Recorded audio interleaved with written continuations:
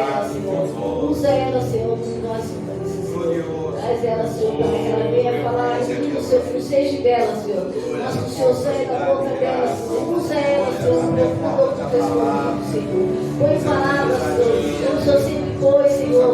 Saia, Senhor, para que venha edificar cada um de nós, Senhor. Para que nós saímos daqui cheio de bênção, Senhor. Saímos capacitadas, Senhor, revestidos do seu poder, Senhor Jesus. Lança-nos, se damos, Senhor, nesta noite. Estão apresentando a tua serva, Senhor. Em nome do Senhor Jesus, que vai ser uso da sua palavra, em nome do Senhor Jesus.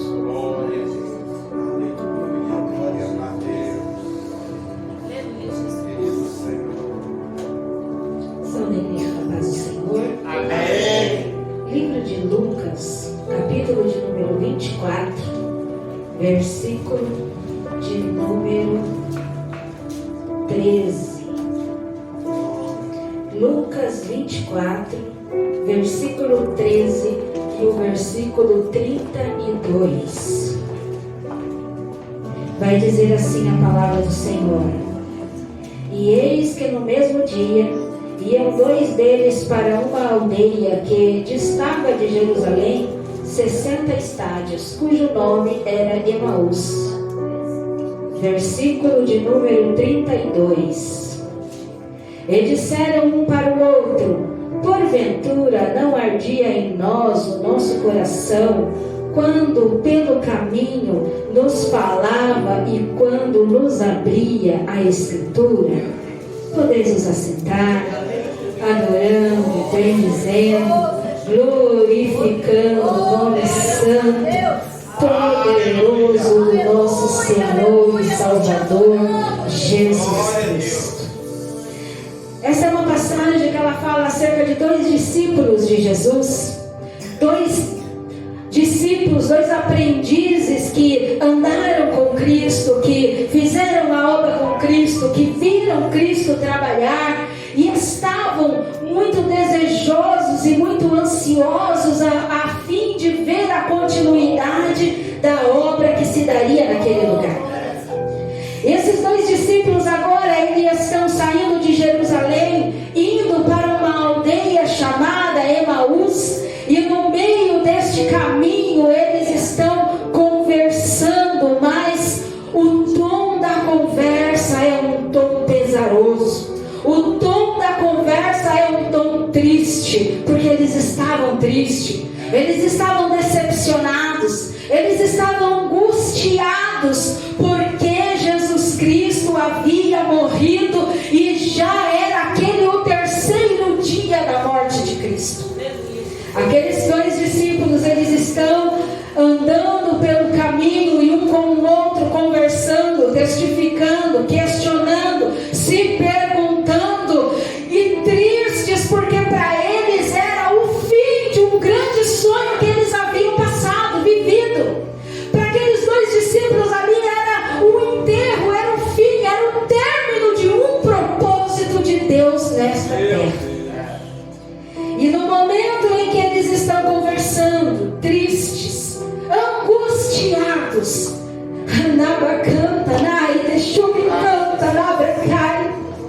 quem se põe ao lado deles é o próprio Cristo. O próprio Jesus começa a caminhar com eles, ouvir a conversa deles e começa também a conversar, a dialogar, a perguntar o que é que estava acontecendo. Sabe o que eu entendo com isso? Que os discípulos, eles não haviam entendido que a morte de Cristo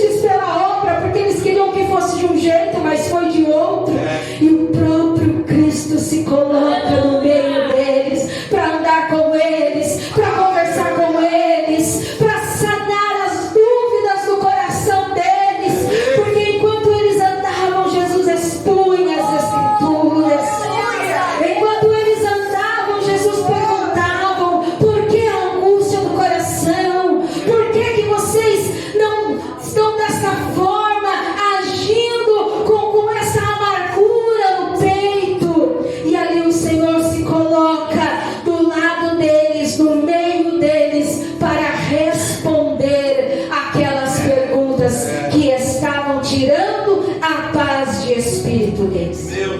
Jesus aparece ali para poder proporcionar a eles a experiência da ressurreição. Porque eles estavam vivendo um evangelho de morte. Eles estavam vivendo um evangelho de dor. Eles estavam vivendo um evangelho de ao fim. Acabou, não tem esperança. Está sepultado, está enterrado. O sonho não existe mais. Mas Jesus está dizendo para eles que é necessário passar pela experiência da ressurreição.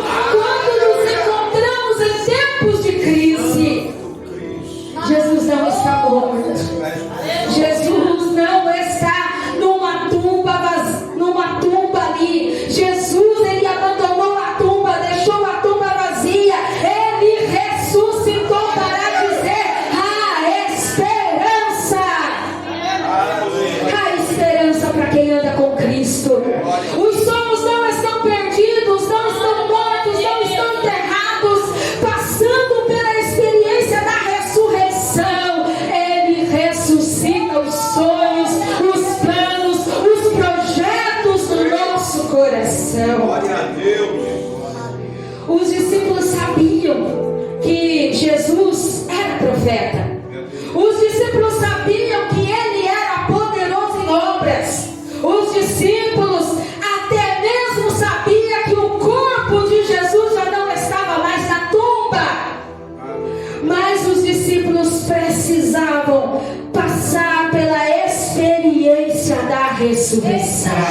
Porque o Cristo que eu e você servimos é um Cristo vivo, é um Cristo ressurreto, é um Cristo poderoso, é um Cristo poderoso em obras, mas é um Cristo que vive em mim e em você. E quando você anda angustiado, ele se coloca ao teu lado para dizer: ei, eu estou aqui, eu tenho vida. Aleluia! Essa é a fase em que Jesus, ele vai elucidar as coisas à luz da sua palavra. Porque a gente não vai compreender os propósitos de Deus na nossa vida. A gente não vai entender tudo o que Deus está fazendo no nosso meio, o que ele tem para fazer. Mas é uma fase, é um período em que ele elucida a luz da palavra e revela as suas verdades para nós. Tudo isso ele faz expondo as Escrituras. Tudo isso ele faz falando, pregando aquilo que os discípulos já conheciam. Mas agora esta palavra, ela vem com vida, ela vem com autoridade, ela vem com graça. E isso faz queimar o coração dos discípulos. O problema é quando a gente está crente experiente, crente maduro, crente de anos de ministério, aí o coração para de queimar, o coração para de arder pelas coisas do reino. O pastor, ele leu a respeito de 3.000 almas que foram agregadas à igreja primitiva por causa de alguns que estavam unânimes, reunidos, esperando o Espírito Santo. O problema é quando a gente passa a trabalhar no automático e começa a fazer as coisas sem o coração arder.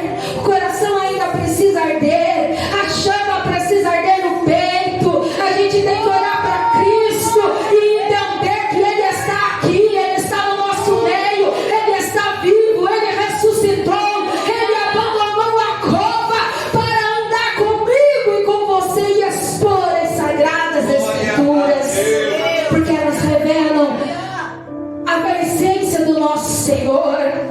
O nosso coração precisa arder no meio do caminho. O caminho, a trajetória, as experiências de morte não podem fazer o nosso coração parar de arder. Ele tem que arder. O coração tem que arder pela presença do Espírito Santo. O coração precisa arder por causa da palavra poderosa que é recebida por mim e por você. O coração precisa arder para continuarmos caminhar, para continuarmos, porque ali estava na eles que deram crescimento à igreja. Foram eles que levaram a palavra até os confins da terra. Foram eles que permitiram eu e você estarmos aqui hoje, lavados e remidos, porque ouvimos a poderosa palavra. O coração precisa arder, precisa continuar ardendo.